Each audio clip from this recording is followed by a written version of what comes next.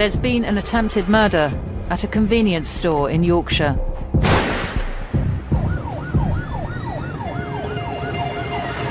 One man has been shot. He's in hospital, undergoing emergency care.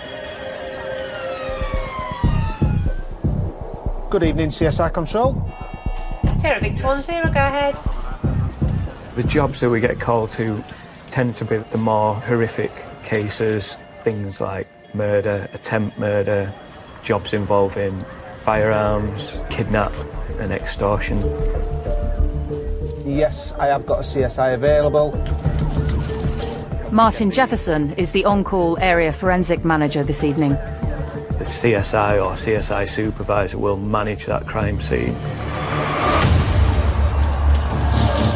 They'll get their scene suits on, and then it'll be a matter of going in and making an initial assessment.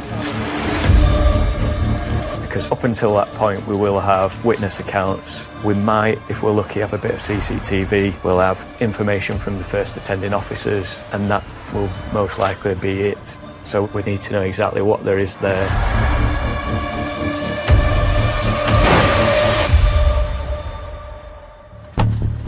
The evidence that we collect can be key to an investigation. It can identify a suspect, place a suspect at the scene. It can give us a sequence of events. The CSIs are looking for anything alien to the scene. In this case, that means ballistics evidence. Is there a shotgun cartridge, for example, on the floor? We'll get a few out here as well, just to... That's part of the warding. Yeah. It's just to get a bit of a sample. Are there any more up there? Yeah, that's part. Yeah, you can actually see the shot on that. Got a few extra bits. Yeah. You saw them down here, I don't know how you saw it. Is there evidence of pellet damage or projectile damage, depending what kind of firearm you've got? And they'll be feeding all that back to me. Well, there's plenty of bits of shot, isn't it? So that's good. Yeah. That one. Yeah.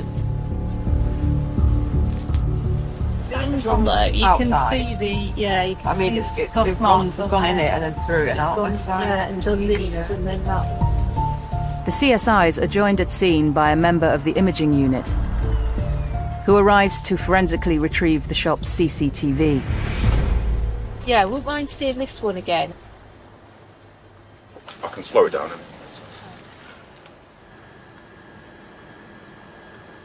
It's quite low. Yeah. He comes in more than I thought, actually. And then afterwards, I just want to see if that's when you go. Right, okay. Just keep it playing. Yeah, that's what I was thinking. Unless he's done it and angled it upwards from here. Yeah.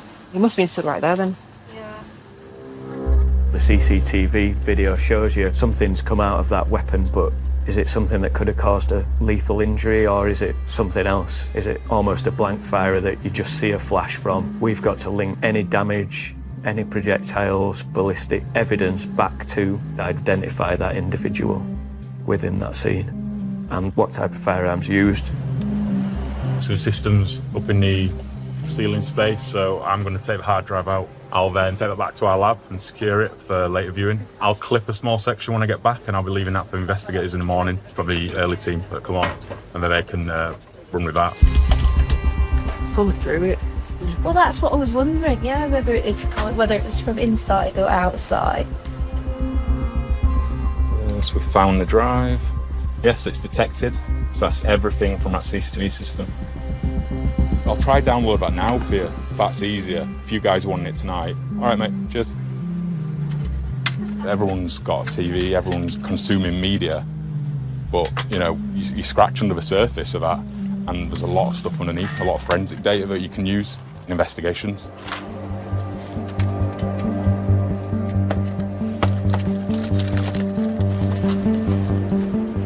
Detective Superintendent Emma Winfield has been assigned this case. She is given a walkthrough of the scene. She'll meet with the area forensic manager to develop a forensic strategy around this attempted murder. But it appears to touch him. And then you can see some damage on these. the victim's blood going through. Yeah. How far back does the blood go? Oh, it goes all the way through, yeah. Yeah. I mean, we know the suspect's not come inside, so it's all victim's blood. Yeah. We're linked in with HMET throughout the inquiry. They see us as an intrinsic part of their investigation. Both the suspect and the gun are still at large. They need to be found, and quickly. There's always that chance that they may come back. They may think they've got unfinished business.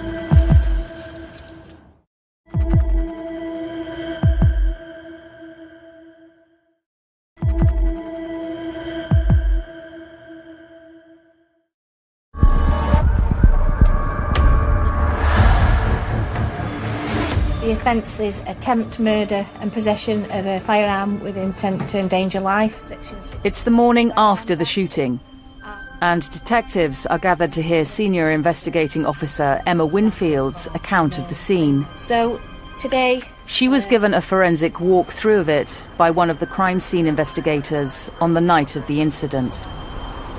Do we know if we've got that in the register? I was notified at 23 minutes past 6 last night That it appears to touch him. information that the male had blast injuries to the right side and then pepper injuries to his shoulders. You can see some damage on these. That's the victim's blood. Circumstances are that last night our victim has gone up to the store. He is friends with the store's owner's son. There's been some other people there and that they've been laughing and joking. Short time later, the door was open. Our victim has been stood at the end of the counter. Suspect, described as wearing a balaclava and dark clothing, is seen to be with what's described as a long barrel shotgun, makes words to the effect of "do you want it?" and fires twice. How far back does the blood go? Oh, it goes all the way through, yeah. Yeah. I mean, we know the suspect's not come inside, so it's all victim's blood. There's a lot of blood spatter at the scene, which is forensically assessed and photographed. So we can weigh everything, can't we? From its patterns, a forensic biologist will be able to work out the sequence of events in the immediate aftermath of the shooting. The only person hit has been our victim. It looks as though from the CCTV that he's probably stumbled back into the wine display. Right, because he seems to run that way, doesn't he? He then goes round back of one of the other aisles and into like a storage area and a toilet area where he's losing his blood. Some things, and then it's come down there as well. And then he goes out of the property towards that car, which is parked outside on the path, tries to get in there. There's some blood splattering outside, he's unable to get in that car, and then ARVs come.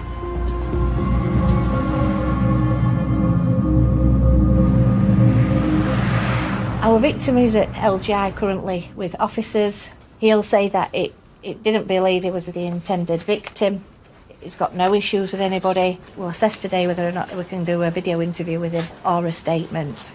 Looking at the scene, and that area of the shop is quite tight. Whoever was in that direction was at risk of being hit.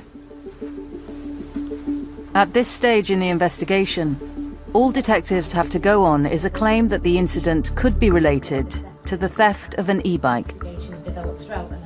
As we're starting to find out further information, and the circumstances are that a white male and blonde-haired female went into the shop on Thursday making inquiries about an e-bike which had been stolen and was concerned that it had been outside.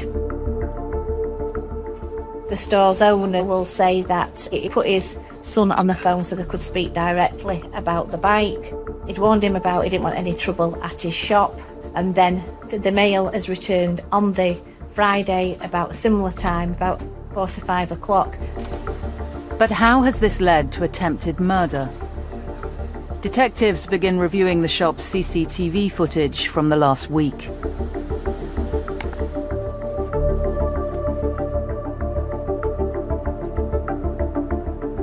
So the person that we've got coming into the store here with the black puffer jacket on, and then he has a conversation with the shop owner asking for his son's mobile number, which he then rings as he leaves the store. And this is supported by telecoms data that we've also obtained. That times in nicely with him making that phone call to the son. The store's owner's son at 17:06 got a call from number ending 57. The son has had a conversation with what he described as an unknown male and said he'd come down to the shop to sort it out. The son rang the male at 17:29 to say he was at the shop, and about 10 minutes later, that's when balaclavaed male has turned up. So the male just entering there, blurry camera, walks in, discharge, and then he's left the shop. So all that happens within 7 seconds. Walks out the store and goes off to the right, but we're unable to ascertain whether he gets into a vehicle at that point from that particular camera because it doesn't cover the street wide enough. CCTV, there are CCTV opportunities, but apart from the shop, we were unable to secure that last night. Teams are sent out to the area to gather as much CCTV as possible in a bid to track down where the shooter went after he left the shop, and even how he might have arrived. A lot of the footage that we obtain will be from residential premises as we follow the potential routes that he could have taken. So we have a CCTV coordinator. What about that junction? Who will look at what we call pinch points. So we will look at junctions and obtain footage from there. 2 cameras. And see if we can see an individual on foot or look for vehicles that pass at what we would deem a relevant time, as in leaving the store. And then we would track and trace. And there's no bike seen there? Householders are not required to show their CCTV footage to the police without a court order, and many who do have such footage do not hand it over. There's definitely nothing else that looks out on here. We go back up the street. It looks like there's 2 gunnels either side. We're adjacent to where the firearms incident's taken place, and now further information. We're now tracking a gentleman on a mountain bike. At the moment, are identified. So this house gives us a much clearer view of this area here, which will hopefully go forward and assist the investigation. But can you get through that house? With our laptops out on the ground, we're able to view the material we've obtained, which will hopefully give us a direction of travel. Oh, wait a minute. That's your bike. Right, this firearms discharge has taken place. Now we're bike going back. That's either someone running away scared or someone who's committed that offence. Actually, that's much faster, I think, as it goes away than what it was as it was coming in. If it's one of the same people, it's from a distance. It looks like a dark figure, which would match up with the dark figure of the clothing of the suspect who's committed this crime. If he comes through here, I'm not sure if he can get through there, so he might have to go around. We don't have any holes or gaps in the fence. No. Just on the right side here. What we do know from other people who have downloaded footage and started to view footage, they have picked up a mountain bike on their footage as well. So we know it's been captured at other locations away from here, and we now need to start piecing together what they've downloaded to make sure that we are on with the same bike, because there's plenty of offshoots of roads around here where that bike could have gone. We've got him on a bike going up that way, so we've got him initially coming out of there. That comes out. That's the only one now that we've not got downloaded. Right, so we can have a look at that and see what's what. All right, buddy. While the CCTV inquiries continue, the investigation gets its first breakthrough.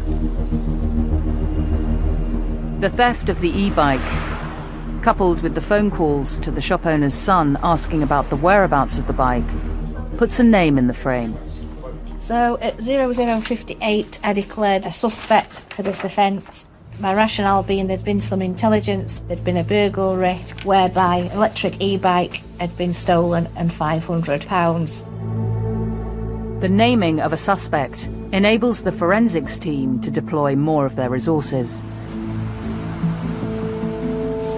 Put a call into imaging, and the plan drawers were requested to plot everything within that scene. So they attend with 3D laser scanner, and they run that within the scene to plot what is present.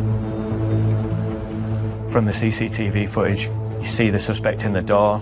So with the plan drawing, the hope is that we can identify, or certainly give an indication of height and build for that individual from the scale of the door.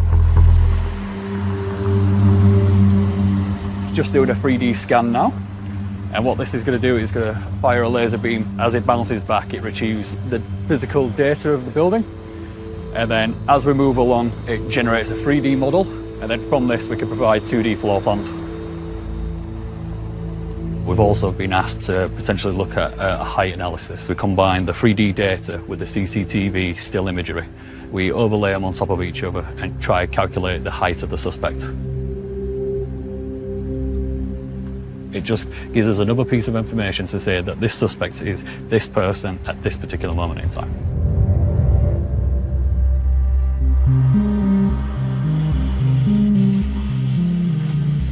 So it's a SIM card. The SIM card will show when the suspect used the phone, and this could help the investigating team track the suspect's movements in the days leading up to the attack. Where's this? This is in-game. SIM cards are here. Between the scene and this address. It's just great for pre-planning, isn't it, Rob? The victim remains in hospital at Leeds General Infirmary. I've just come back from seeing the victim in hospital. He has had an operation to move some pellets from the side of his face and jawline, and is due to have another operation to remove further pellets, and he has nerve damage in his lip.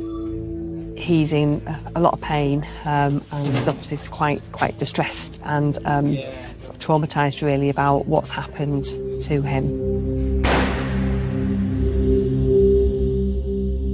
I organised the victim to be photographed at hospital to show the extent of his injuries, where he's been shot, how far the shot has spread, so from that ballistics expert can tell us approximately how far away the fire has been stood. Forensic pathologists can potentially have a look at them and tell us how close to death our victim may have come, having been shot at close range with a shotgun.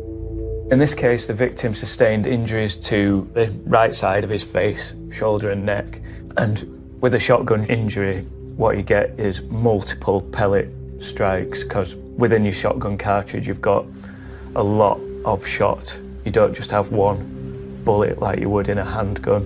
It's multiple pieces of shot that disperse. The fact we've got the CCTV showing it's a close range shot fired directly at an individual, and then the individual's injuries are to the head and neck and shoulder. You can't expect anything than killing someone if you're pointing a weapon at them. He's been very fortunate to survive this. When he enters the store the first time, which is some 50 minutes before the discharge, you can see that there's a female in there with 2 young children. And having watched the footage from the shop for the period throughout that day, it's a very busy shop with a number of families, young children, people of all ages entering the store. Then what we've got is a male with no regard for who could be in there, and within 7 seconds is discharged a firearm that could have caused serious injury to a number of people. So it just showed a complete lack of concern for the safety of any individuals that would have been in that shop.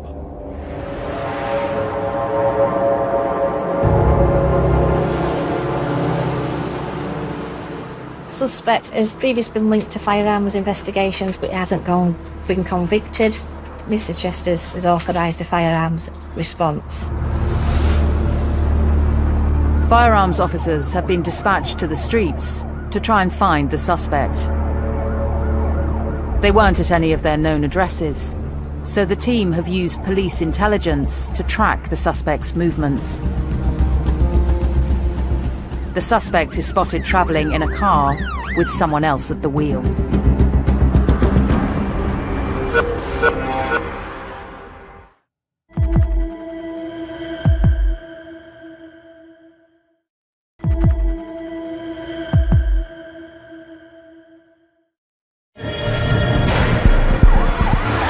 suspect has been identified in the convenience store attack, where the victim was shot at point-blank range. Along with another person, he is detained by firearms officers when their car is stopped and arrested on suspicion of attempted murder.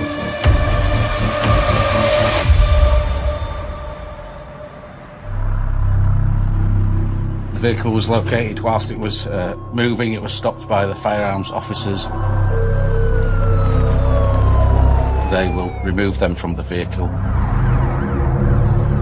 They'll be handcuffed, transported to a custody suite. He'll be given his rights, his entitlement to free, independent legal advice, and then we'll look to interview them today once they've been photographed, fingerprinted, booked in, and their clothing seized for forensic processing. With the suspect now in custody, the forensics team are examining the car he was arrested in for any evidence that could link him to the offence. So any vehicles relating to suspects or suspects' associates will get recovered to one of the West Yorkshire recovery garages where CSI will photograph the vehicle. That could be from the shop maybe, a phone number on the back, so that could be worth seizing. Maybe that phone numbers could be in relation to the offenders, could be fingerprinted. We will also be looking for mobile phones. Documentation about a phone to be cut off. We'll be looking at any clothing within that car that links back to the suspect at the scene. Looks like some woolen gloves or a balaclava that could be in the rear of front passenger seat. So I'll just photograph the location and then we can seize them. Obviously look under the boot compartment as well, see what's hiding under there. Back of seats, under car mats. We'll be doing GSR tapings, so that's gunshot residue, any receipts to help us track back movements. It depends how it's linked to the suspect and any of his associates. The receipt dated the morning of the offence. It's got a time and date on there, so that will be helped for CCTV inquiries. I located a black night trainer that was on the rear seat as well, so that'll go for DNA to locate an offender. I've packaged with the sole up, just in case. We might have got footwear evidence from the scene to link it. On the same day as the vehicle is being examined, CSIs are also at an address associated with the suspect, where they're known to stay. When a suspect's been arrested, the suspect's custody clock starts ticking for how long they're going to be within custody before they're either released or charged. So within that time, we are under pressure to recover or certainly identify evidence which may link that suspect to our crime scene and the incident itself. So the examination of suspect address or suspect vehicle, we will try to get completed whilst that suspect is in custody, because you may find the firearm that's been used in the offence in their vehicle, or you may find clothing at their address that is similar to or matches that seen in CCTV footage, which can help the investigation team with going to CPS for charging decisions. So first of all, I'm just going to go around and have a look before I start taking any pictures or anything. I'm having a look in the washing machine to see if anything's been recently washed that might match the description that we've got from any CCTV, but they're empty. Just have a quick look in the cupboards to see if there's anything out of the ordinary that might have been hidden away or stashed, like any phones or weapons or anything like that. I think this is the suspect's room, so I'm going to be a little bit more careful where I tread. There's a potential that there might be a weapon in here, so.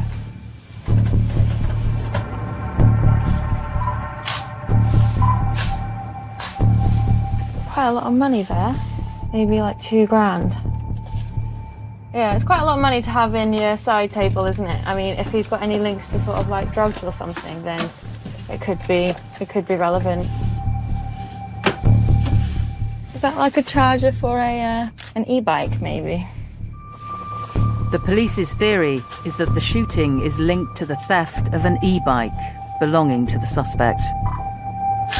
So I found a charger in a backpack in a wardrobe, and it might charge an e-bike, which might prove that this person had an e-bike at one point. But I think there was some sort of dispute over possession of an e-bike, or someone had stolen it. So that's why we're seizing it.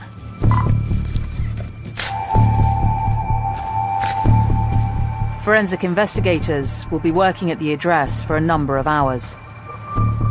Meanwhile, the suspect is in custody, waiting to be questioned. But there's a potential problem in the investigation that they will have to solve very quickly. Can you just state your name and date of birth, please? The suspect has been arrested with a plaster cast on his foot. But the shooter on the shop CCTV isn't wearing one. The police need to establish what happened to him and when. So they've stopped the car, they've got them both at roadside, they're both arrested. Forensic lifted the car. Right. He's got a fresh bottle. Right. I'll chase up CCTV as soon as we can for an image of them in before. Morning, Jono. Oh, morning, Steve. You all right? How are you, pal? Fine. Have we managed to locate him in the hospital with his pot on? Yes, so we know the discharge is at 17:50. Yeah. We've got a sighting of him walking normally, Yeah. free, at 20:28. And then we've got this footage from the hospital.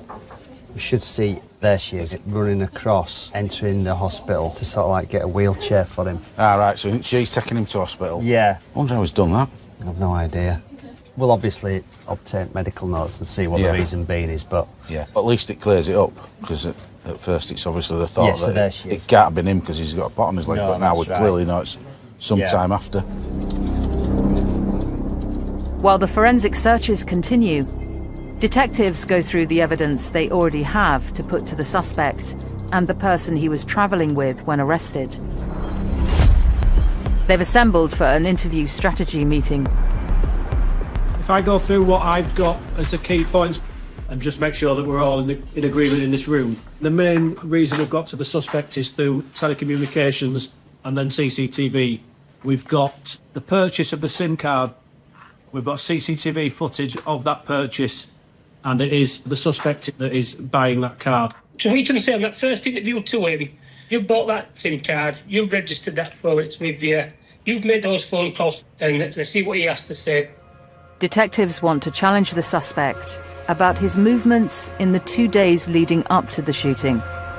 I'll just go through what I've got for the CCTV. On the 10th of November, Craig, we see him approaching the direction of the shop, and then he enters the store, him only. And whilst in the store, he can be seen to have a conversation. And then after that, the suspect comes into the shop, and then he leaves the shop with this burner phone to his ear. And this is when we think the call has been made. At 5:50 and 35, suspect enters the shop. 5:50 and 38 seconds, weapon is discharged. 5:50 and 42, suspect seen leaving the shop. And all we can say really is that obviously the clothing's different, but the height, build, etc. to us at this moment in time looks similar. Obviously we'll need to do some more work on that. Are you happy with that? Yeah, I put that to him. It would appear that from timings, he may have come on a bike, but we're currently tracking that. Because when he goes for the SIM card on the 3rd, it's that a black mountain bike, isn't it? Yeah. The team has used CCTV and telecoms, the evidence that's immediately available, in a bid to get the suspect to charge with the CPS. But it will be the forensic evidence they are currently gathering that will help to build and cement the case. Yes, he does. Right. So we need to make sure we brief search teams as well. We got some information, Craig, that said he was staying at some other address we weren't aware of. So that's currently got CSI going through it, and Pulsar will be going to that address. It's relatively close to the scene of the shooting. It's whether or not you want to drop that in on interview that we're currently looking at that address. It might elicit a response.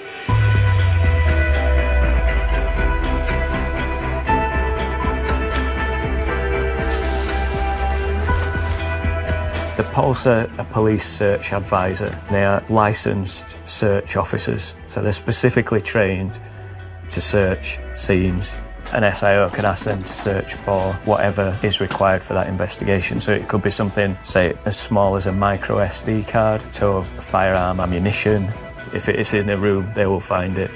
CSIs don't search for items that are hidden or secreted, but we're not searching under carpets, for example, or within wall cavities, things like that. The police search teams look for any items that might have been used in the shooting, or that could suggest a motive. This evidence will then be forensically packaged and recovered, and sent for forensic testing.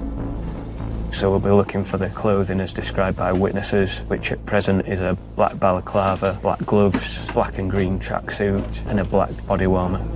It's a good shout at me then. You can see the 2 front bubbles, can't you? Yeah.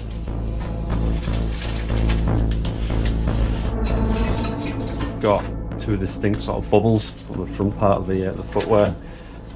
In this bedroom, which we suspect is a suspect's bedroom, the only footwear that sort of matches is this pair here. It's got 2 sort of bubbles at the front part of the foot.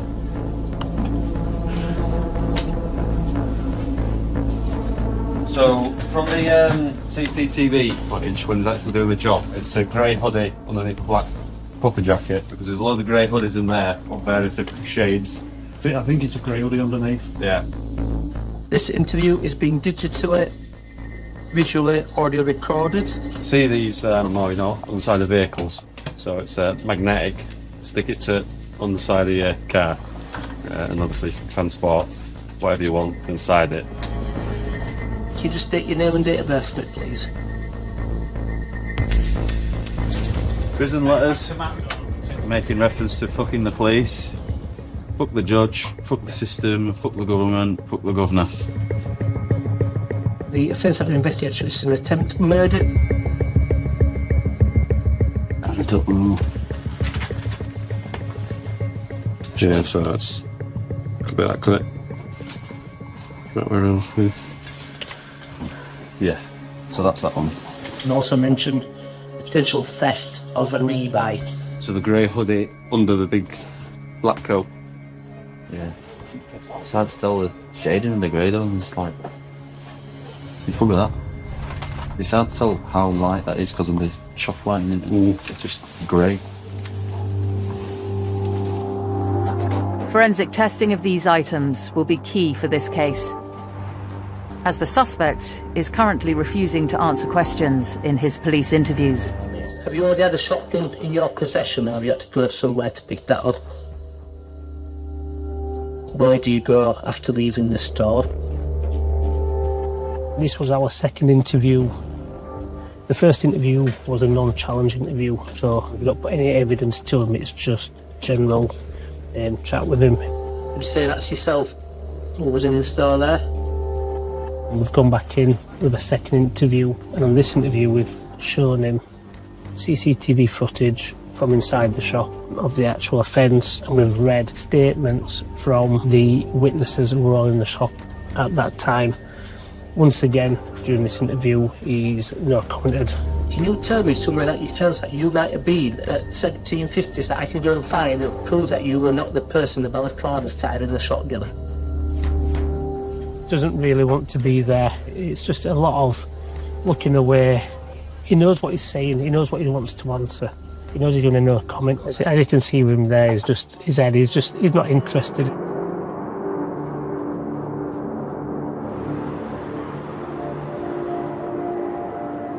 Overnight, news has come through from the CPS that the charges the police were pushing for have finally been approved. I'm pleased to say through your hard work and efforts, got a charge for attempt murder and possession of a firearm with intent to endanger life. Section 16A of the Firearms Act was charged in the early hours of this morning. It will be remanded for court.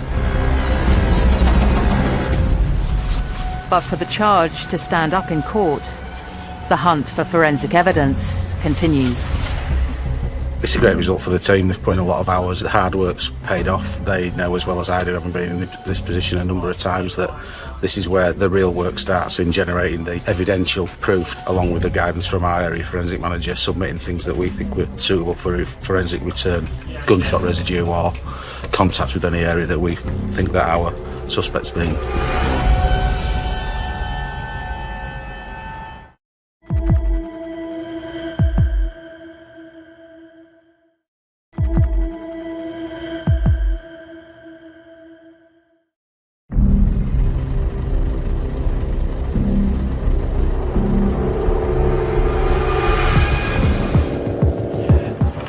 A suspect has been charged with attempted murder and possession of a firearm. The forensics and investigative teams are working around the clock, gathering evidence to secure a conviction. Crime scene investigators are currently searching a property connected to the suspect. A number of items are seized, including a mobile phone, smartwatch, and clothes. These will be taken for digital and forensic testing. With the suspect remanded in custody, the investigating team continues to track his movements before and after the shooting. This morning looked at priorities around scenes, travel of motor vehicles, travel of suspects, so those CCTV trawls are still covering that sort of extensive areas where we know they've been. Right, what footage have we got on that main road? So, this is the bike going past, going. Yeah. It's that car still following it. It's not exactly So that's, breaking speed, that's is it? the route by the bicycle has gone this way. Yeah. It's already been established that the shooter used a bike to travel to and from the crime scene. Now, detectives have discovered a blue car that appears to be travelling in convoy with the bike. We've identified the bike. We've also seen some footage that seems to show a car following the bike. Dark blue though, yeah? It's metallic. Yeah. So now what we're trying to establish from footage from other premises, whether the car does follow the bike and what direction it goes once it's past the bike, as the guy gets off the bike and goes into the shop, discharges the firearm. So you got the bike, headlights still on, and they've followed the bike, and then we'll try and get the best shot of the vehicle to try and identify and make a model. The car and the bike are both seen outside the property connected to the suspect, where he has a room, which has already been searched. Please, people, look at please. But there's still work to be done on where the car, soon identified as a blue Dacia Duster, goes next. And all hope lies on some CCTV showing a car that looks similar on a different part of the route. You look at all the other cars here, they're That's all it. in silver. Yeah, the windows are a different shape on that as it is to that as well. Look at it. It's more slopey, that back one. It's not the same car, it's different wheels. Back to the bike. Start again. Still got the bike. I would suggest now that we've been in this situation what we are, and we've lost that bottom road, that both teams now, including yourself, goes and hammers that area. It's a setback. The wheel trim, car window and rear bonnet don't match. It's not the same car. But it's not long before there's a breakthrough. I've just been looking on the ANPR cameras in the area for the last month, and I have just suddenly come across the vehicle that would be the potential vehicle. ANPR cameras give detectives a number plate to work with. It proves that the blue Dacia Duster on the CCTV is registered to someone linked to the suspect. From the ANPR pictures we've viewed, it matches the description of that vehicle. Craig, how long do you estimate for them warrants? I'm just trying to see it. So the plan is those two are going to be upgraded to suspects for assisting an offender. We're looking at getting warrants for both of them. It's thought that this car could have been used to transport the shotgun to and from the attack. That's why it was travelling in convoy with the bike.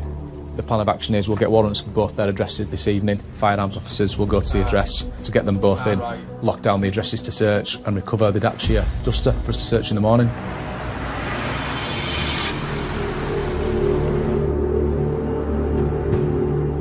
Once the warrants are executed and the car is impounded, the forensic examination begins. Particularly looking for items for DNA to link people to the vehicle, the clothing that's been worn by the suspect in the shooting, and a fingerprint exam. I've removed the items that I don't have the techniques to fingerprint here. They need to go to the lab. And next I'm going to fingerprint the inside of the car and the outside of the car. When I'm doing my fingerprint exam, for me, that means starting in one area, moving from top to bottom, because that's the way the powder falls. I'm also going to fingerprint the bottles that I'd removed from the car to do the DNA recovery from. That's to link suspects potentially to the vehicle and to the items within the vehicle, because we believe this vehicle has been used in the commission of a crime. When I've been doing my fingerprint exam, I've found some glove marks on the door in this area, and they're of significance because the intelligence we've got is that the suspect was wearing gloves at the time of the offence, and then he's potentially come to this car to put the shotgun inside the car. So glove marks appear potentially as he's opening and closing the door. If I'm using the natural light to see the shine of the powder, because it's a metallic powder, and I've found some ridge detail on the bottle. So what I'm going to do now, I'll take some general photographs, then I'll put my fingerprint labels on, and then I'm going to lift the ridge detail using my lifting tape. That gets mounted onto an acetate with the details of my exhibit. That gets sent to our Identification Bureau. They'll then be able to search that against the national database, see if we can get some suspects back, and then hopefully suspect details will progress the case. This bit shows the push bike, which we believe that is on to go to the shop to do the discharge. And as that sets off, you'll see the same blue Dacia Duster. And this address, unless it's all... Yeah. Right, yeah. It's been decided that also will come afterwards to do their search, and their search techniques are very thorough, looking for things that I might find in places that I might not be able to get to. The police search advisor is briefed by the CSI. The suspect has left and arrived on foot. He's then been seen to approach this vehicle, and it's believed this vehicle is the one that's been used to transport the shotgun both before and after the incident. And then the next bit of footage that we've got of the Dacia. So this location is near to a linked address. You will see the blue Dacia park up, and then two males get out of that vehicle. So he gets out of the passenger side, and the clothing he's wearing matches with what he was wearing the first time he goes into the shop. Yeah. And then you'll see the male get out the driver's side, who was a lot bigger male.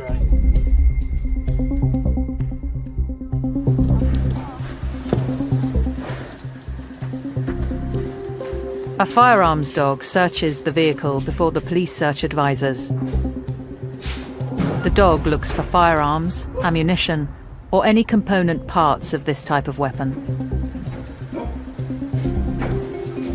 The dog pays particular attention to the back seat, which could mean there is something there or has been there previously.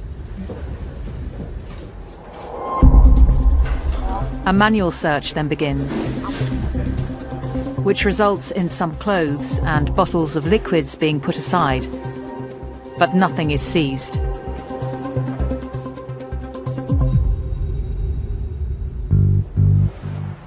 The car search ends with no clothing or weapons found to directly connect the car to the attack. And the associates linked to the offender are saying no comment. We've done 3 interviews with each, both shown the footage from the CCTV that we collected, and both have noted on each interviews to everything. If anything, Keith had a bit of a smirk when he watched the discharge aspect of it, but no, nothing at all. With suspects refusing to disclose anything, and the investigating team in need of hard evidence, a forensic strategy meeting is called. Within the investigation, the area forensic manager or CSI supervisor will have forensic strategy meetings with the senior investigating officer or the investigation team to determine what items we have found at a scene and then which will be submitted for further examination. So in a firearms scene, one thing that we get there is gunshot residue or GSR. It's when the firearm is fired, the firearm disperses the gunshot residue and it will potentially cover the firer in GSR. In the CCTV footage, the suspect in that doorway is likely to have it on things like his jacket, gloves, on his face or mask, hoodie, pockets. We've also got another pair of gloves from that car, haven't we? A pair in the boot and a pair in the pocket on the back of the seat, isn't there? There's his other trainer as well. Yeah. So we've got 4 potential GSR exhibits. We can submit 3 under one submission. Right. For me, I think I'd leave out the trainer just because he's worn it after he's been running in it. Yeah. Any GSR most likely fallen off. The gloves are stored in the car, folded up. We know he's got black gloves on. So if they are the gloves worn, they'll be covered in GSR still. The potential presence of gunshot residue, or GSR, is key to this investigation going the police's way. They need forensic evidence more than ever now. But there's a complication. In terms of GSR, we've got a couple of issues. The fact that they might be shotgun users. There's that club. During the searches of a bedroom the suspect is thought to use, shooting certificates from a local gun club have been found. These could potentially explain away any gunshot residue that might be detected, depending on when the visit took place.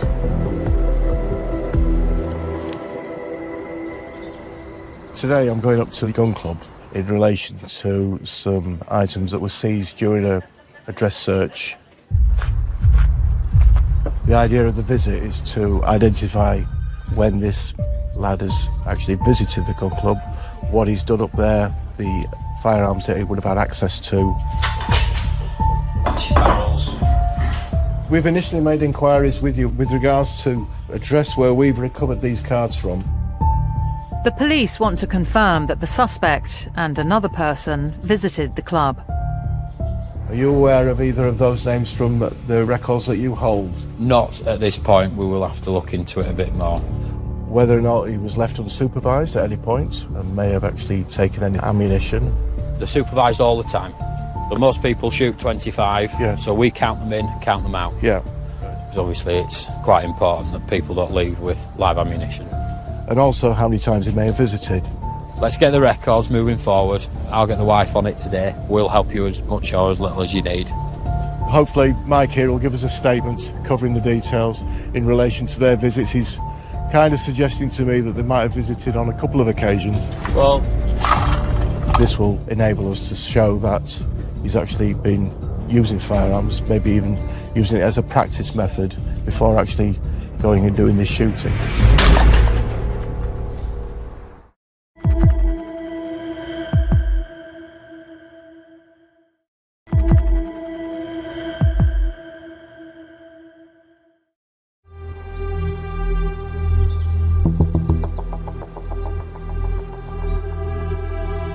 In the investigation into the shooting, a suspect has been charged with attempted murder, but the gun used in this unprovoked attack has still not been located. Have you already had a shotgun in your possession, or have you had to go somewhere to pick that up?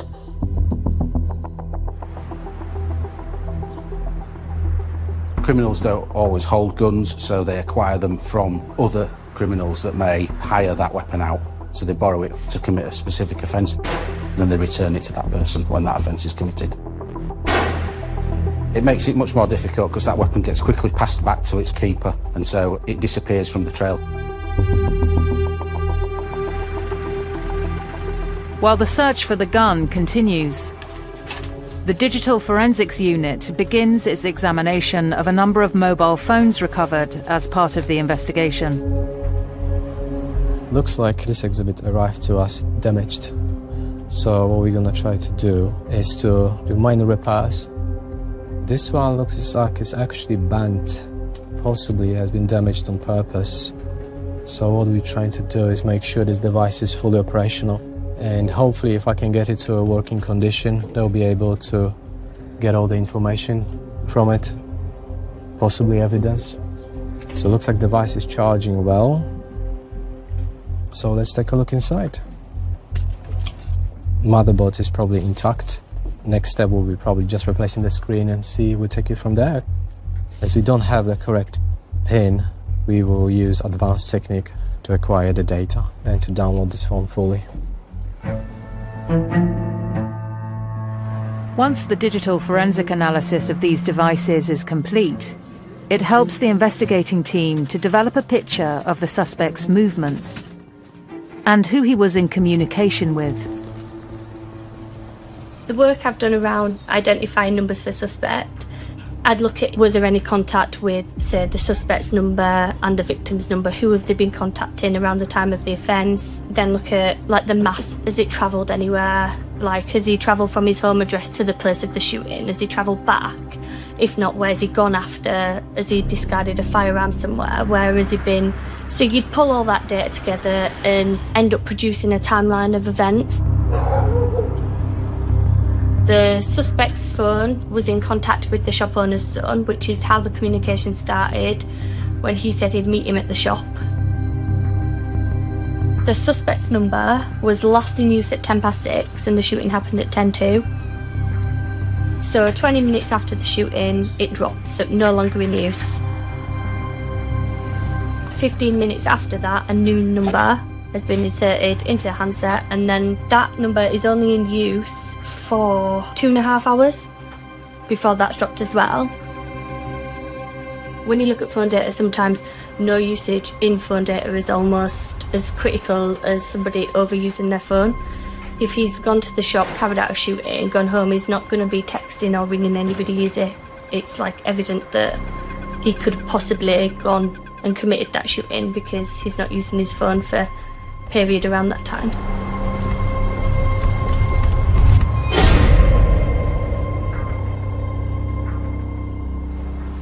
The phone data not only connects the suspect to the location of the shooting on the day in question, it also puts him in repeated contact with the person who was in the car with him when he was arrested and the people who owned the blue Dacia Duster immediately before and after the attack, helping to corroborate the CCTV evidence of their movements.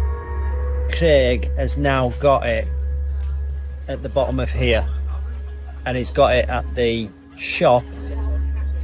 What we've been trying to do is piece together the movements of the Dacia Duster from when it leaves at 16:51:07 to it going to the store, which we have now done. So the significance of this bit is at 17:10 outside the house, the footage on this clip shows no lights of any stationary vehicle outside that address. However, at 17:17 we now have a vehicle stationary outside that address with the headlights illuminated, and that vehicle remains stationary outside that address until 17:44.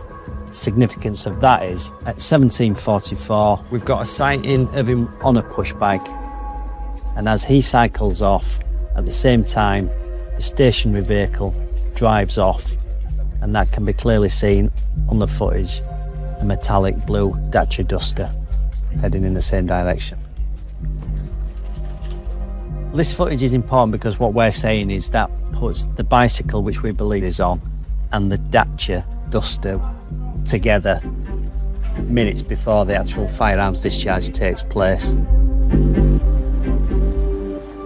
Meanwhile, the shotgun wadding and pellets retrieved by CSIs from the convenience store are being tested by ballistics expert Andre Horn. Shotguns can cause devastating wounds at close ranges, so they are definitely very lethal. If I can accurately determine the shot size, that will assist the police if they do recover any ammunition from a suspect to determine if it could have been the ammunition used in this incident. We have a couple of lead shot pellets. The size of the shot pellets is consistent with bird shot used for hunting because these are impact damaged, I can't measure the diameter of the pellet, so we do it by weight. From my chart, we appear to be dealing with UK shot size 7.5. Once the size of the pellets has been correctly identified, Andre moves on to the wadding. This is an example of a shotgun cartridge with the part of the case cut away. That's the plastic wadding. Wadding is a buffer in a shotgun cartridge between the powder and the shot pellets. The wadding is expelled by the shotgun with all the shot pellets, and it usually travels a distance of, say, approximately 20 meters or so before it drops to the floor and the pellets continue traveling on. But wadding is important for us because we can use this to determine the gauge of the shotgun that was involved in the incident. It is impact damaged and it is slightly deformed, but I'm satisfied that it is 12 gauge in size. These are all pieces of a puzzle that help the police to put together evidence that would be required in court to prosecute someone. There's also an important update on the suspect's visit to the local gun club. We've made further inquiries with the gun club. The visit to the gun club was 12-18 months prior to the commission of this crime. There would never be any GSR issues in relation to them being able to say, well, the GSR that you may find on any clothing or skin is from that, because it is too far in the past.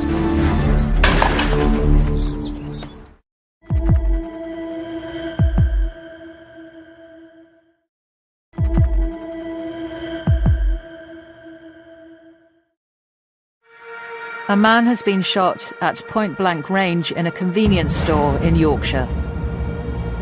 The suspect has been charged with attempted murder. The investigation now switches to the search for gunshot residue, or GSR.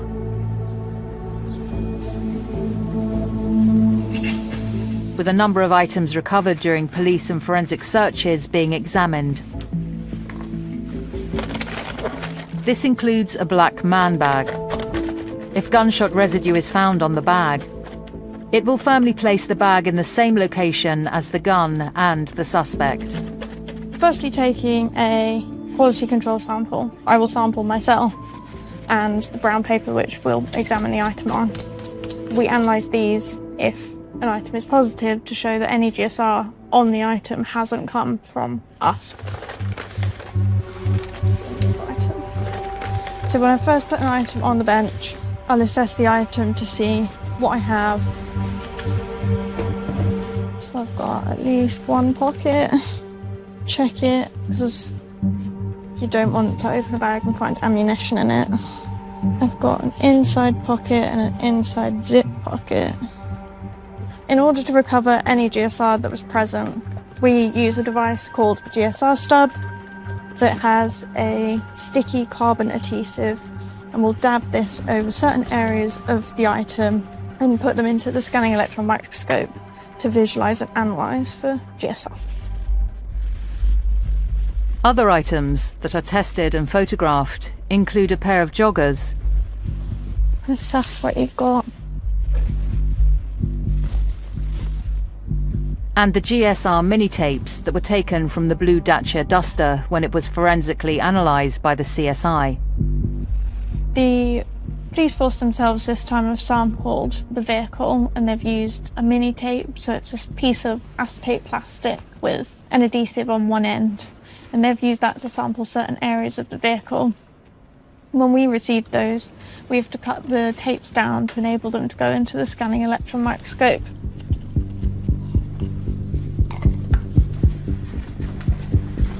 The GSR stubs will then be analysed on the scanning electron microscope.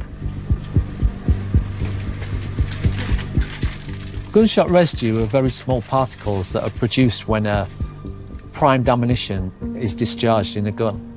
The particles have specific elements present in them, and to actually do the chemical analysis we need a powerful microscope called the scanning electron microscope. Gunshot residue can deposit within about 3 meters of gunfire, but potentially further. So these gunshot residue particles can deposit on someone who might fire the gun, a close bystander, or other surfaces.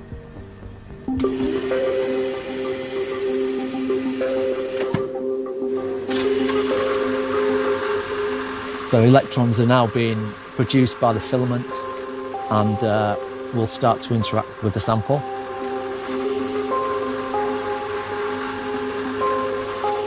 Each of the samples that have been taken from the items in this case are analysed, and then the results are collated into a report, and I'll explain what the findings mean, whether there's gunshot residue there or not, and that report will be sent to the area forensic manager for West Yorkshire Police. The GSR report forms part of a much larger package of evidence that the police are compiling. This package will be taken by the team to a pre-trial hearing, where all the evidence prepared by the prosecution will be assessed. Prior to trial, we will have a pre-trial sitting at court, and the defence will argue that there's not sufficient to proceed to trial, and we'll argue that there's sufficient to put it before a jury, and that it shouldn't be down to barristers to argue whether it's continued or discontinued. The judge will have the final say on whether it gets discontinued at that point or whether we proceed to put it before a jury.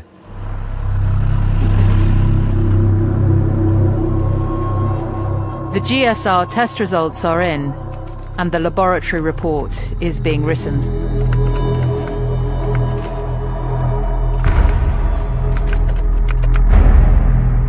It reveals there was no gunshot residue found on the items sent for analysis.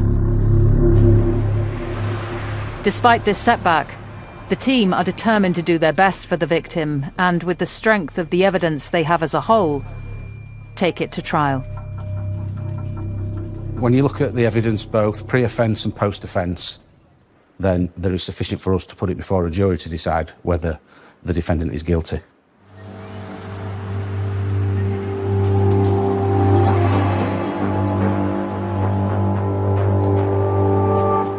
The attempted murder is brought to trial, and the team believe they have a strong case. The fact is, it's a really serious offence. A firearm has been used in public and somebody's been injured, so we would always push as far as we can for the victim.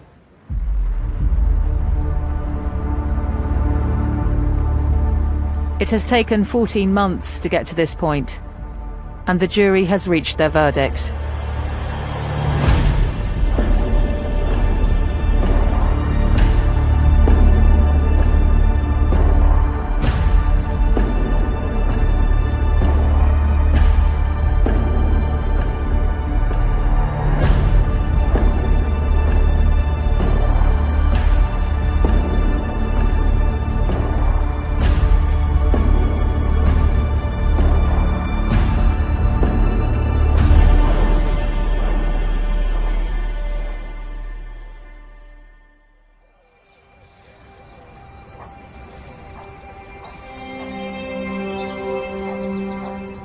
For the victim, the closure they and their family wanted hasn't happened. And they all now have to try and come to terms with the fact no one has been held to account for what happened. He is very down, he's very depressed, he's still coming to terms with what's happened to him, and I think that sort of the impact that it's had on him mentally will also take a long time for him to recover from. Yeah, he's just in fear, he's having nightmares, he's struggling to sleep, and just sort of overplaying what's happened in his mind continuously. The victim has been left with PTSD and is no longer the happy, outgoing person they once were. The victim struggles with anxiety and has installed CCTV and guard dogs into his home.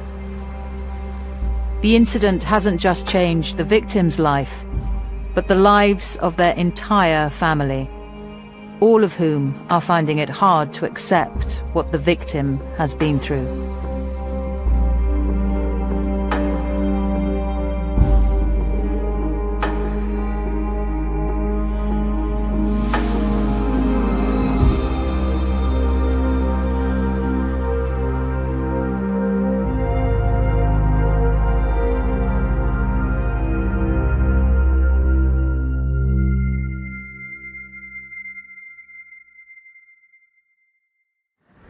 Next time. West Yorks Police, what's the emergency? Hello, mate. We've just found human remains. It's got most of the thigh bone, it's got a kneecap. I can see it now. Yeah. What's your thoughts at this stage? Are we thinking body dump there, or are we looking at potentially it's being brought to the site? We still don't know whether we have just one body in the site or multiple bodies.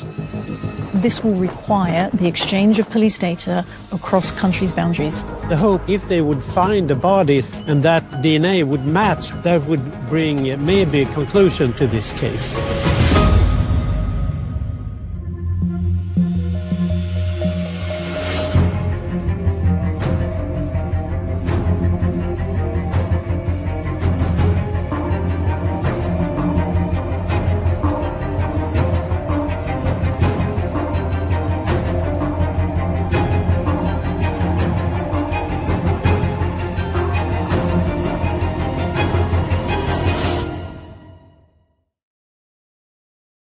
Xin chào các bạn nhé. Đây mình xin gửi tới các bạn một nhạc phẩm nữa của ca sĩ Thanh Lam, bài hát Hoa Sữa. Em vẫn từng đợi anh như hoa từng đợi nắng, như gió tìm rằng phi lao, như trời cao mong mây trắng. Em vẫn từng đợi anh trên những chặng đường quen, tiếng hát hai sao động thoáng mùi hoa êm đềm. Kỷ niệm ngày xưa vẫn còn đâu đó, những bạn bè chung những con đường nhỏ. Hoa sữa vẫn ngọt ngào đầu phố đêm đêm. Có lẽ nào anh lại quên em, có lẽ nào anh lại quên em.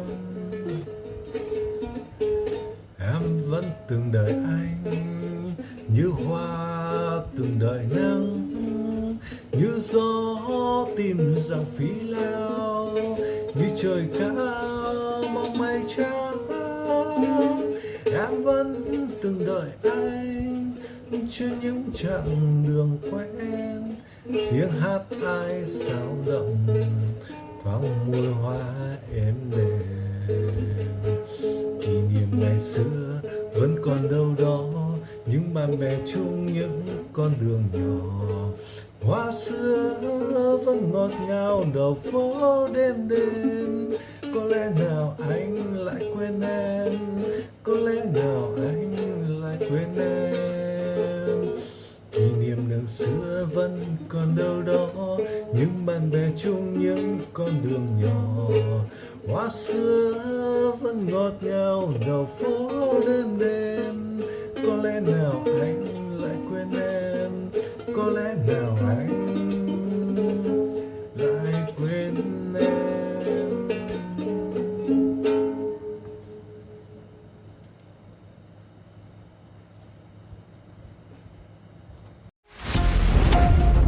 The stab wounds on both victims were on the right side of the neck.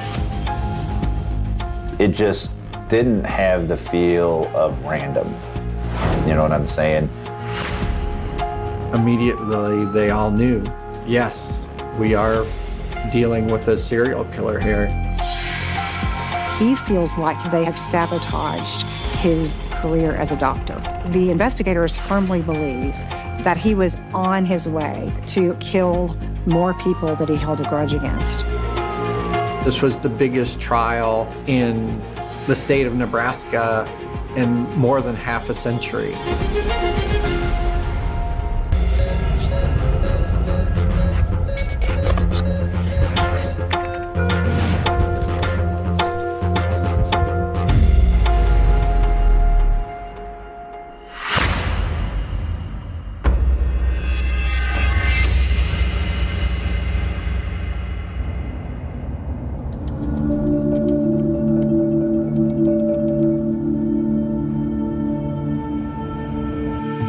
I'm Henry Cordes. I'm a reporter and staff writer for the Omaha World Herald newspaper in Nebraska.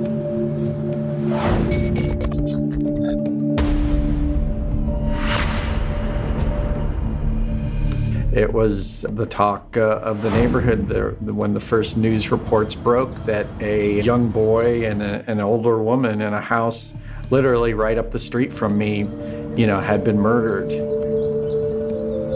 This is just not the kind of stuff that typically happens in my neighborhood. I mean, most people have heard of Warren Buffett, where these murders occurred was about 6 blocks from his house. It's a very nice neighborhood, and it just came as a shock to everyone. These murders had occurred in the home of a very prominent doctor named Bill Hunter, who had arrived home from work one day to shockingly find that his 11-year-old son, Tommy, and then Shirley Sherman, a person who came weekly to the Hunter house to clean, had both been murdered.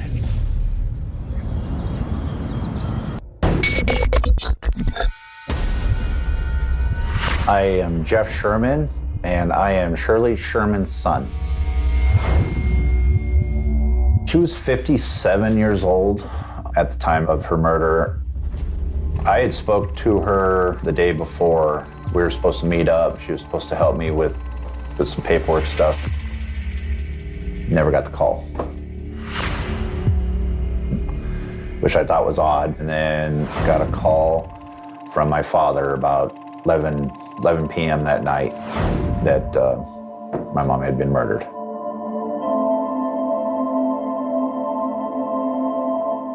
They had both been stabbed to death. In fact, they had been killed with knives that had been taken right from the kitchen.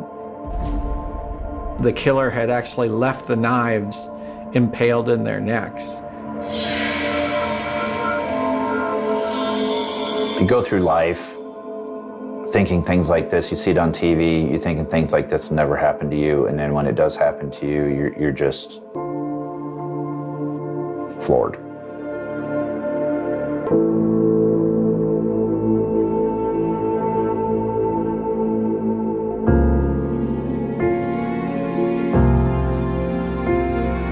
The first thought was, why her? What did she do to deserve this? So you got all kinds of just crazy thoughts rolling through your mind. It was very, very, very tough the first 24 hours. We were just left with a lot of questions and no answers.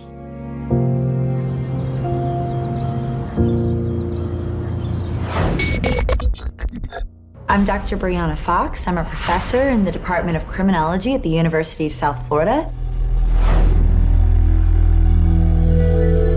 Despite the fact that these were such brutal murders and a child was killed in such a vicious way, there was really nothing that led investigators to a potential suspect. Part of the problem in this case from the very beginning was that police didn't even know who the intended victim was. Was it Tommy, the young boy? Was it Shirley? Was it Dr. Hunter or his wife, who was also a physician? Were they perhaps the intended victims? There was nothing stolen out of that house. My mom had a bunch of cash in her purse that was never touched. From what I was told, that the Hunter's home was a very nice home, so I'm sure they had a lot of valuables. None of those things were taken, nothing. So you can kind of rule robbery out. So rule it pretty quick if nothing's missing.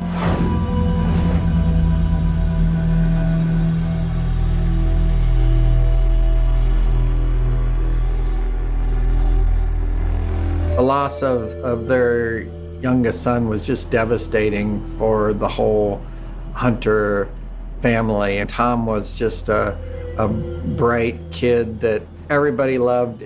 Even though he was only 11 years old at the time, everyone could see Tommy one day growing up to become a doctor like his mother or father, or a scientist, or really whatever he wanted to do.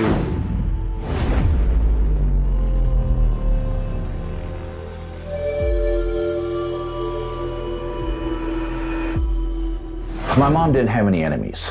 My mom was loved by everybody. She bartended and she cleaned houses for a living. My mom wasn't rich by any means, but she was living as comfortable as she wanted to live, because at that time in her life, her focus was her grandchildren.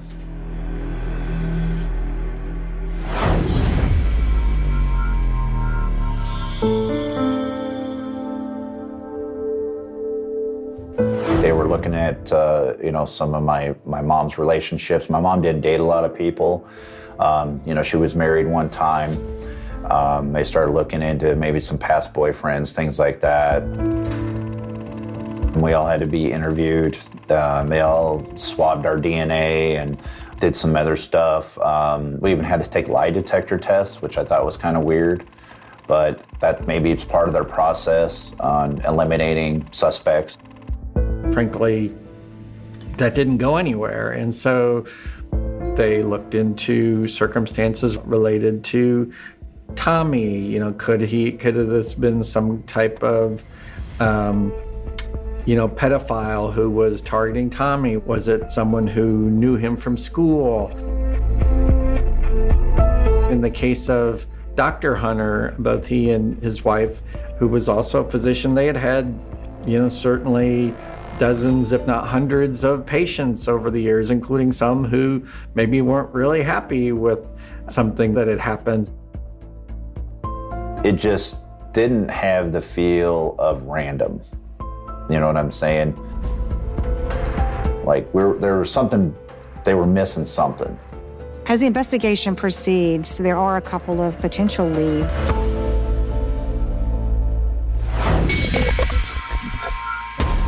I'm Dr. Joni Johnston, a clinical and forensic psychologist and private investigator.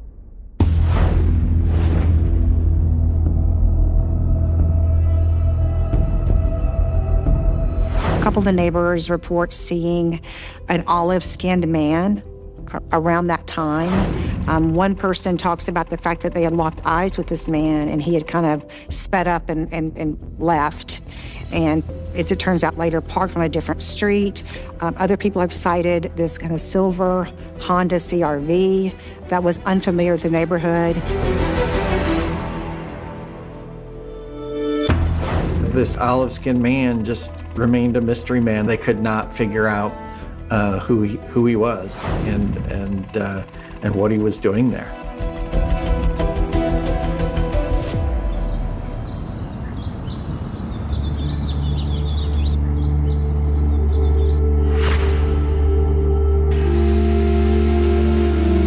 A year passed, there was still no arrest. The Hunter family marked the 1-year anniversary of it with kind of a candlelight vigil outside their home, and it just only served to underscore the fact that they did not know who did this, and the police frankly had no idea who had done it.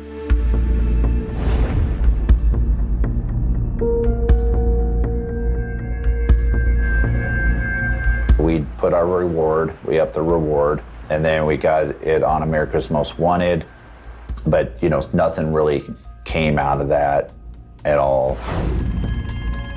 My uncles all got together with my grandfather and they hired a private investigator. The private investigators turned everything over to the feds, and the feds, all they did was pass it on to the Omaha Police Department. And that was it. The police were just very frustrated. The case had hit a dead end. At one point, they even brought in an FBI profiler. The FBI profile came up with a lot of theories. A lot of them really, in the end, didn't come out to be true, but the profiler was very right in one thing he said. He said, you might not catch this guy until he kills again.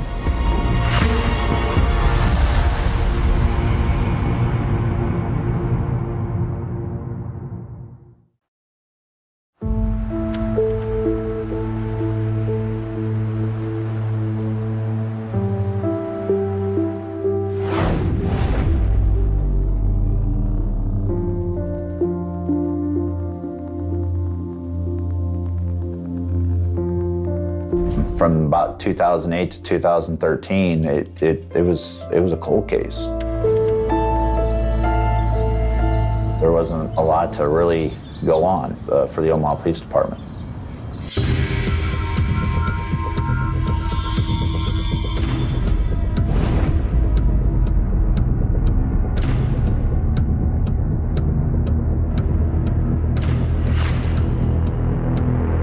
Omaha police were called to a home in the western part of the city where they found an older man and an older woman dead in their home. The man had been shot and The woman had been stabbed, and the older man had also been stabbed as well.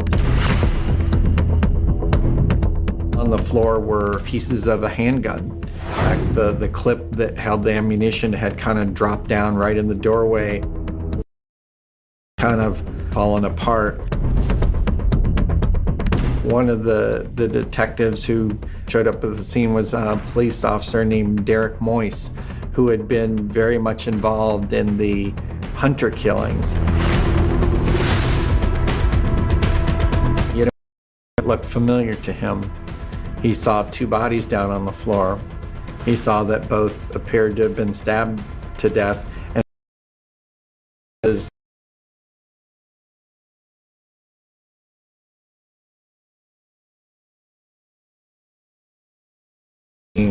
and surely had occurred, and the stabbings had occurred with knives that had been taken from the home.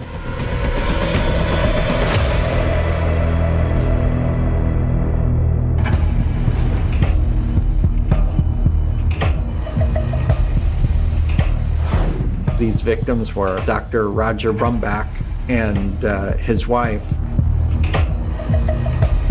And Roger was a colleague of Bill Hunter in the Creighton University Department of Pathology. I get a call from my uncles, and I'm out in Colorado at the time, I'm working, and he said, hey, there's been a second set of murders. Another person from Creighton University had been murdered.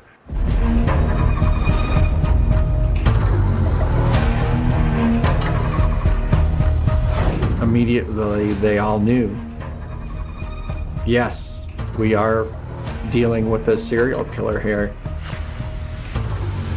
And he's someone who's targeting Creighton University doctors.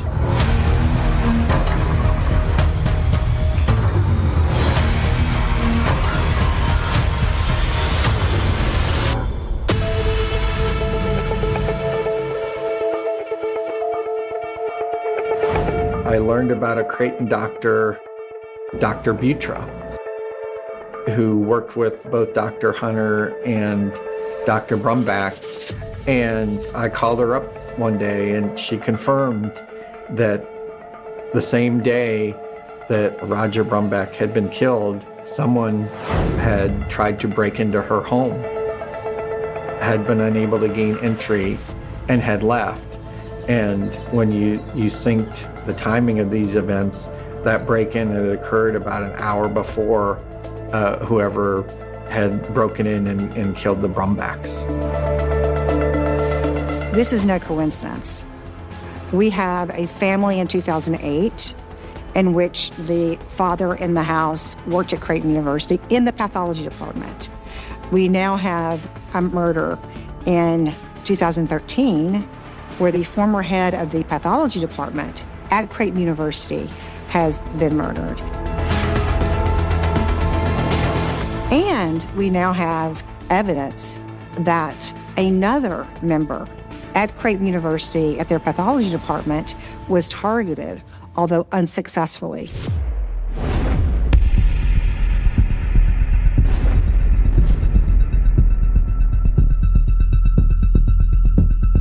There was a reason they chose to stab them in the right side of the neck. That is where the carotid artery is.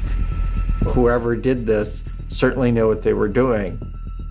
The police chief formed a task force. It was very clear that Creighton University and its pathology department was something that they needed to take a hard look at. So this time, they requested all of the records from the Creighton University Pathology Department, personnel records going back to 2000. What they're looking for are, residents who've been dismissed, residents who were disgruntled or who made complaints, potentially other physicians that had problems, and they identify a few suspects among this group. Some residents who had ended up leaving the program under, kind of a cloud, and they began looking at this list.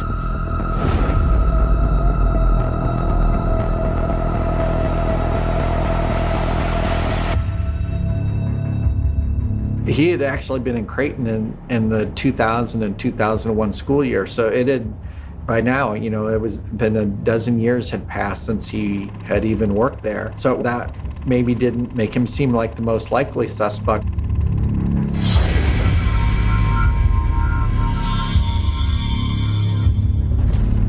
As he started paging through it, he saw that Dr. Garcia had some pretty significant conflicts with people at Creighton, including with Dr.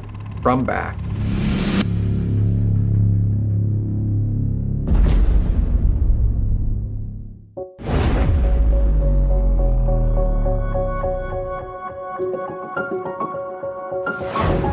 Anthony's mom was born in Mexico.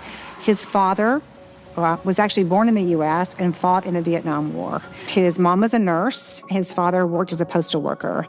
And both of them, and particularly his mom, seemed to have very, very high expectations for Anthony. She really dreamed that her oldest of three would become a doctor.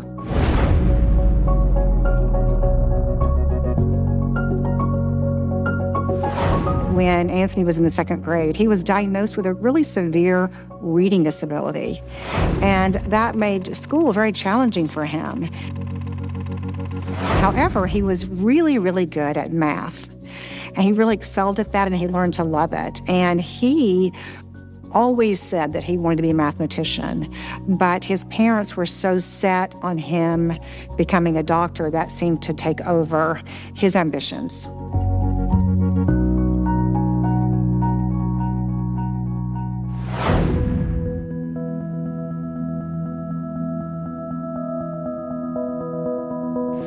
After graduating from the University of California at Davis, Garcia then enrolled in medical school at the University of Utah. And this really is an achievement, especially for somebody that did have difficulties throughout grade school and college with his academics.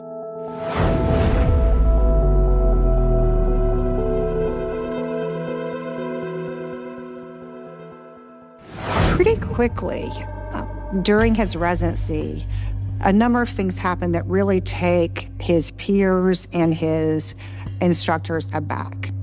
He is very resistant to any kind of constructive criticism, any kind of feedback. He tends to react very quickly and angrily to any of that if he's challenged in any way.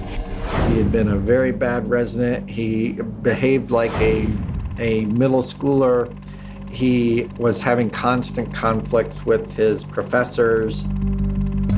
He was reprimanded for yelling at a radiologist and losing his temper. And after this incident, as well as some other acts of unprofessionalism, his residency at this medical center was terminated.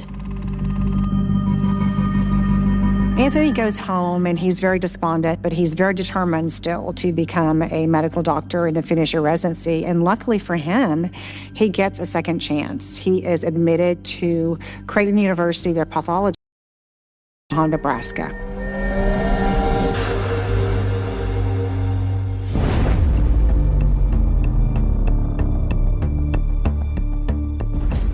Unfortunately, he again falls to the same problems he did before in terms of lack of professionalism, having a short temper, and just really not meeting the grade of what's expected of a doctor. And there was a physician there, Dr. Butra, who really thought of herself as a straight shooter. And she was very vocal in terms of giving him negative feedback in his evaluations. And this became a huge issue.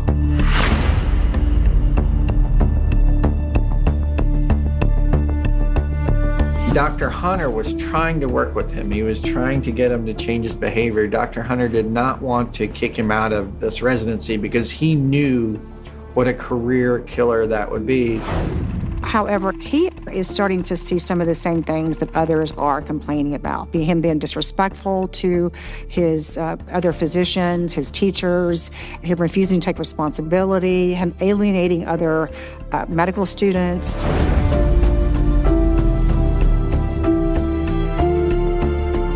But finally, it got to the point where they had no choice. Garcia had attempted a prank against another resident who was taking a very high stakes exam. Dr. Hunter, Dr. Brumback saw it as a clear effort by Dr. Garcia to sabotage this guy while he was taking this high stakes exam. Dr. Brumback, who is head of this department, and Dr. Hunter end up signing this termination letter. So at that point, he was gone.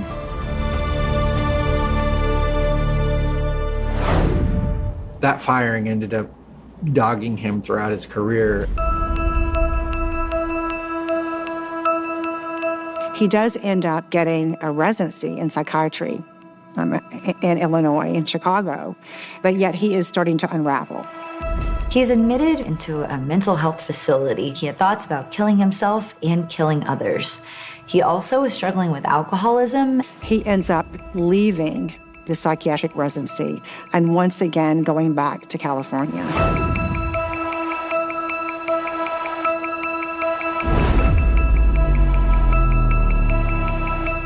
He applies for a license to practice in Louisiana.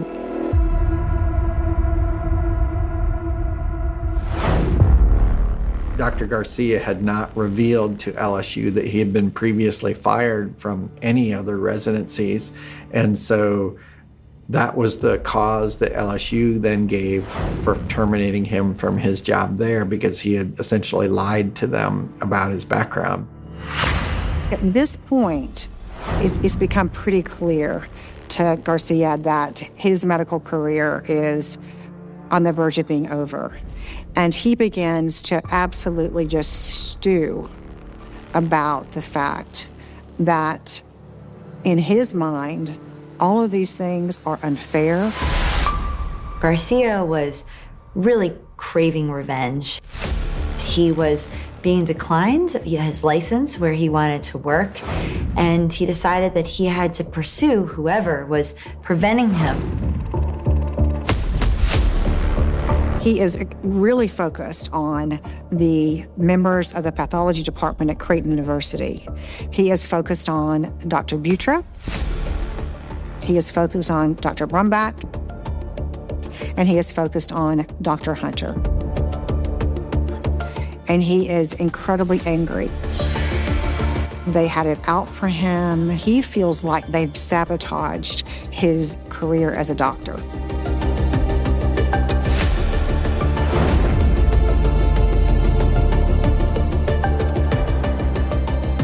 That was a month before Tommy and Shirley were killed in the Hunter home. And so all of a sudden, the police had a potential trigger as to why Dr. Garcia, more than 7 years after he had been fired from Creighton, would turn around and target Bill Hunter.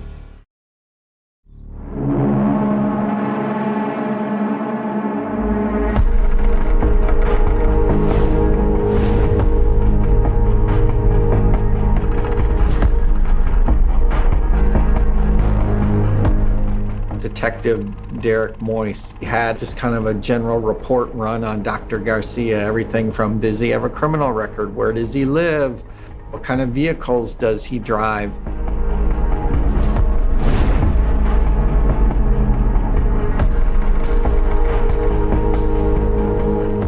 As he looked through this report, he saw something that was very striking to him. He saw that around the time of the Hunter murders, Dr. Garcia had driven a Honda CR-V, and that was very significant to him because the neighbors who had reported seeing this olive-skinned man coming and going from the scene reported that he had been driving a silver Honda CR-V. Now, the records that he had didn't show what color the car was, so then he kind of ran down the VIN of this car, and it came back SIL, silver.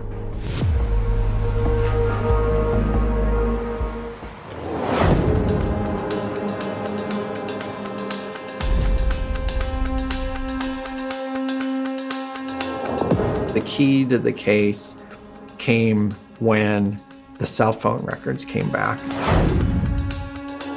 They saw, right around the time of the Brumbach killings, there was only a single cell phone call in those records, and they didn't know anything about it other than the time of the call. And beyond that, there was just a geolocation.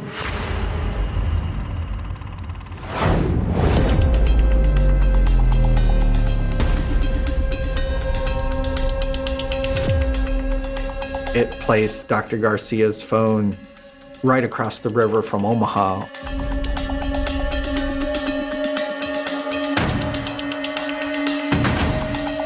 The credit card records came back, and they also placed him right in the Omaha area around the time of the Brumbach killings. It showed there was a purchase at a store called Gander Mountain. They made a subpoena and got the records for Gander Mountain, and sure enough, they showed that Anthony Garcia had bought a gun of the very same make and model that matched the pieces of gun that they had found inside the Brumbach home.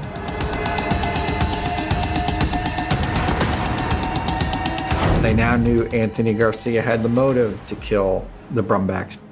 They now knew he had the means to kill him. They linked him to the gun, and they now knew he had the opportunity to do it as well because they had the phone records that placed him in Omaha. And that's when they knew we have everything we need to go after this guy.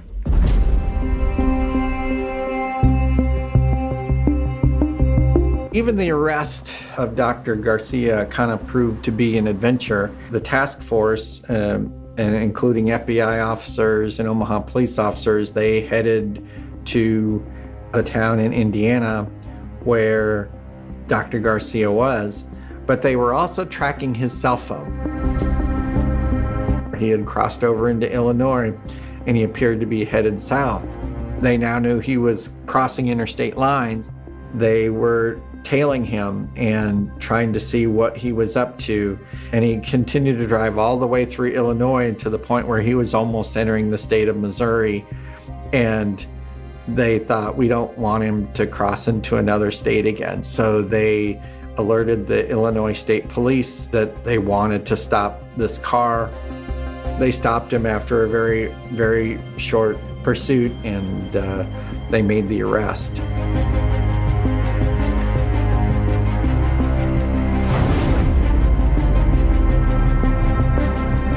I was actually in the grocery store with my kids, my two younger children at the time, getting some groceries, and I get a call from one of my uncles who tells me that they arrested a suspect in the case, and I'm like I just drop everything.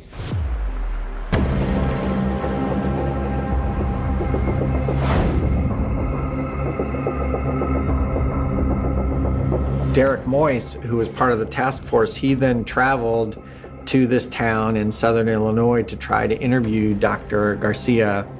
Dr. Garcia, kind of refused to make any statements.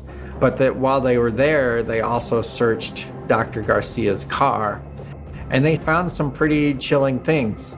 They found another gun. They found directions on how to get to Louisiana State University, the other place where he had been fired from a residency before. They found his old lab coat from LSU, including the LSU logo. The investigators firmly believe that he was on his way to kill more people that he held a grudge against.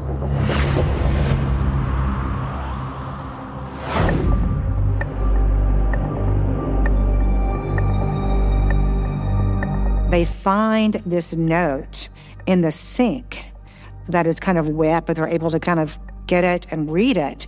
And it has all kinds of bizarre writings. And it's filled with violence, and it's filled with anger, and it's filled with talks about murder and homicide and those kinds of things, it really does, I think, paint a very grim picture of where he is and what his thoughts are consisting of at this point. This is a man who is increasingly focused on violence. There were documents related to his firing from Creighton. It appeared to these detectives that Dr. Garcia had been attempting to destroy these documents before leaving again to go exact revenge against these other doctors who he felt had wronged him.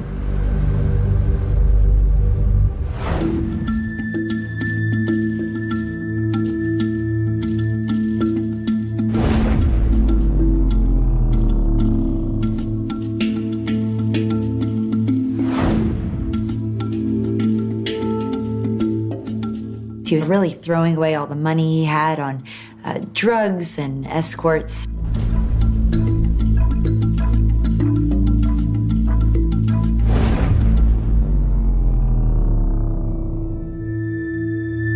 He had taken a shining to Cecilia Hoffman and was constantly trying to ask her on dates.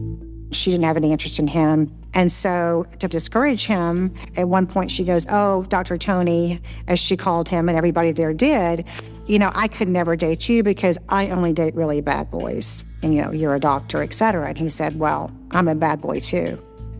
And then he proceeds to tell her that he had murdered people in the past, a young boy and an older woman. He essentially had confessed to her the killings of Tommy Hunter and Shirley Sherman. So this was huge. They right away knew Cecilia Hoffman is going to be a critical witness for us.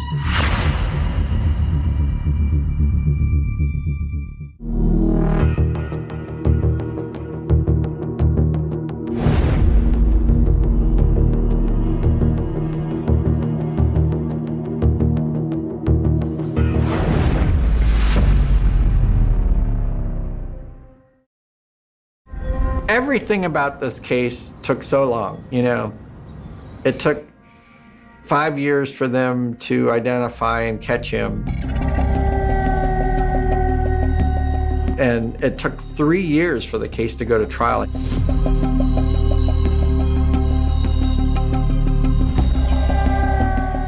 Initially, there was some talk from his defense team about trying some kind of diminished capacity or some kind of mental health defense. And it became evident that even though he clearly had some mental health issues, that those were not going to rise to the level of a legal defense in terms of an insanity plea or anything like that.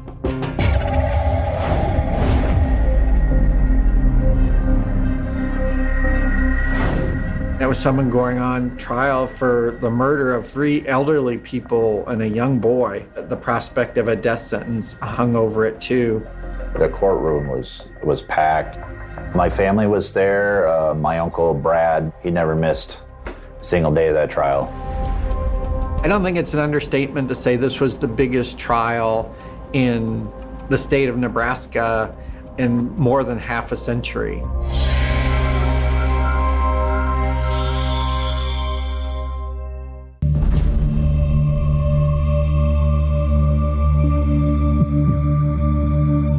Reporters from all over the country actually came to cover this trial because that's just how sensational this case was. I was there every day, and it was the most amazing trial that I've ever covered. The prosecutor made the decision to try him on all 4 murders at the same time. They decided to put them all together for 2 reasons. A, because of the similarity of the killings, because they thought that that similarity would increase their chances of getting a conviction.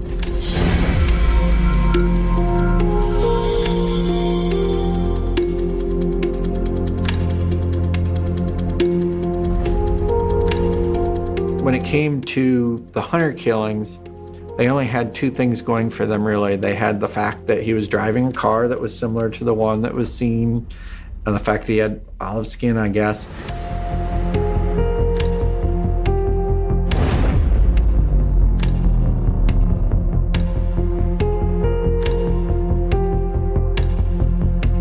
Garcia's attorneys also knew that Cecilia Hoffman was a very critical witness, and so he was set to do everything he could to impeach her and make her look like a dishonest person.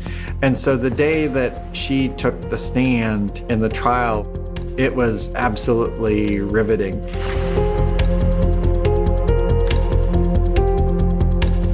By this point, she had gotten away from being a stripper. She said, you know, it was just a very bad time in my life. I was addicted to drugs. I was addicted to alcohol. Garcia's attorneys used all that against her, but she told the story of her cigarette break with Dr. Tony, where he had admitted to essentially the killings of Tommy and Shirley.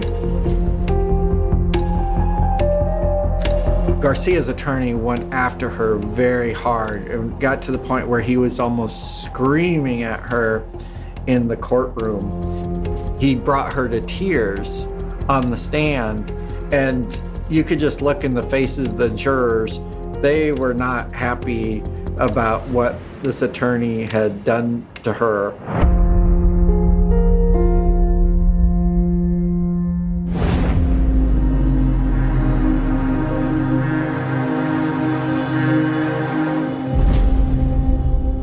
He showed no emotion during the trial. Sometimes he'd have headphones on or something. He'd be writing stuff down, and every once in a while he'd lift up a headphone and talk to his lawyer. But other than that, he paid like zero attention during that whole trial, especially all the witnesses going on the stand and testifying against him. His behavior in court is just kind of bizarre. And I can only imagine the impact it had on the jurors. There's no indication that he has remorse. It was just crazy. It's like, dude, you're on trial for 4 homicides. Wouldn't you want to be at least bit interested in what people are saying about you so you can rebuttal? So I don't know if he was doing it to put on a show, or I don't know if he was trying to make himself look incompetent. I'm not sure. Essentially, it was a murder trial against him, and yet he really didn't seem that interested.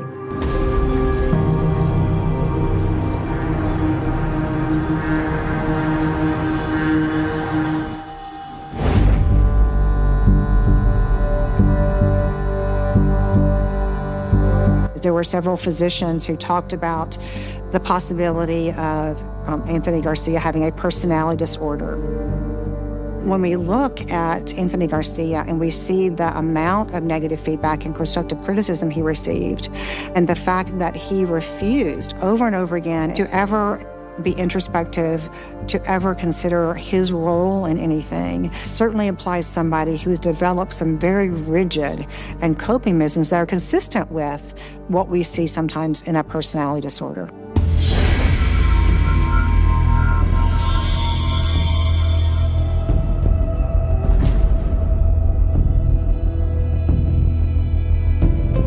When the jury came out, it was a unanimous guilty verdict.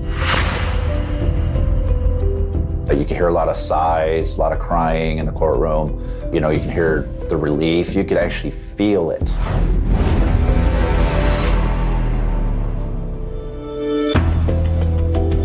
There was a lot of back and forth on his mental state. And it appeared his mental state just kind of continued to deteriorate. During the sentencing period, he had to be wheelchaired in, like he was asleep. His eyes were shut the whole time. He never said a word or even looked up once during the entire sentencing phase, and we still don't really know what that was all about.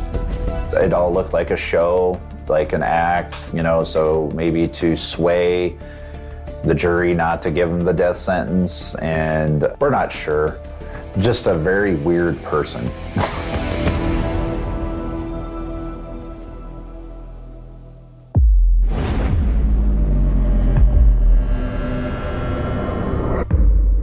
To do what he did to 4 people, the way he did it, and you have no soul. Like you are soulless. You are the epitome of evil. I missed my weekly phone calls with my mom. I miss the family gatherings. I just miss her presence and her aura. I feel a lot of relief that he's never going to see the light of day ever again. Never is going to be let out to harm anyone again. He doesn't get to seek revenge on anybody ever again. That gave me at least some closure.